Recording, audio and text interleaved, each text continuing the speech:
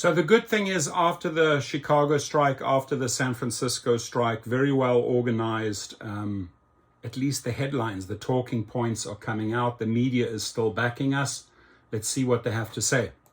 Inviting public and the city council to help them improve their working conditions. They say that laws have been passed in other states and Chicago needs to keep up. They rallied at City Hall to urge alderpersons to pass the Rideshare living wage and safety ordinance. They focused on how Uber and Lyft can deactivate a driver by locking them out of the app without explanation or an appeal process. They say Uber and Lyft are not transparent about deactivations and the harm they cause for drivers. In addition, they work at great cost. We are risking our literal lives out here in the streets, and we are keeping less than half of what these passengers are paying. Numerous rideshare drivers have been assaulted on the job. People have had their possessions taken. People have been injured. People have lost their lives. And, you know, we can't control how dangerous the world is, but there are things that Uber and Lyft can do that can make us safer. Thank you. Not another driver should be attacked. Not another driver should die. And not another driver should have to decide on whether to put food on the table or go another day without a living wage. Thank you. The drivers say That's when they right. first started driving, they took home about 85% of what they earned. Now it's less than half, and they say passengers are paying more than 50% more for their rides. The ordinance is scheduled to come up in September. At City Hall, Joni Lum, Fox 32, Chicago.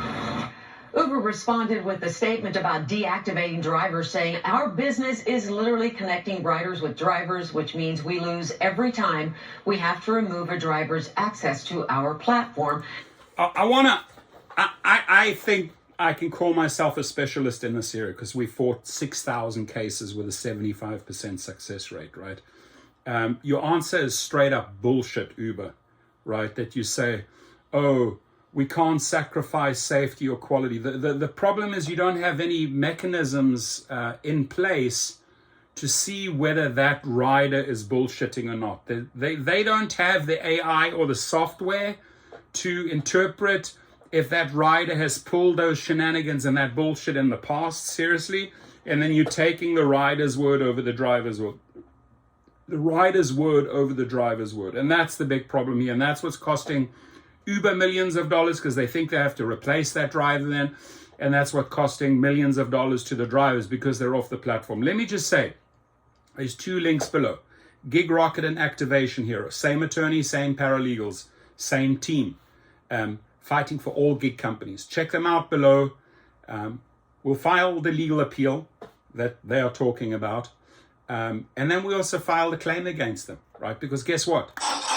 You've lost earnings. And by far, there's not even an organization or association worldwide that doesn't even come close into second place when it comes to fighting these wrongful deactivations. All of these institutions, these guys included, have contacted me for input, for know-how, for knowledge. How do we fight that? We have a system in place that attacks and corrects this bullshit right away. No questions asked, right? So yes, Uber and Lyft, you can do all the companies, Amazon Flex, DoorDash, all of you can do a much, much better job when it comes to just wrongfully deactivating the driver, making that choice, kicking them off the platform, because, oh yeah, your rider is always right. Thank you for standing up, Chicago. Thank you for standing up, San Francisco. Thank you for making the headlines. Thank you for bringing this back into the news because pressure, like I say, lash them. Death by 1,000 cuts. You lash, you lash, you lash, you lash. At some point, they can't take the lashings anymore. Keep on going. Keep the pressure. Social media, share the video.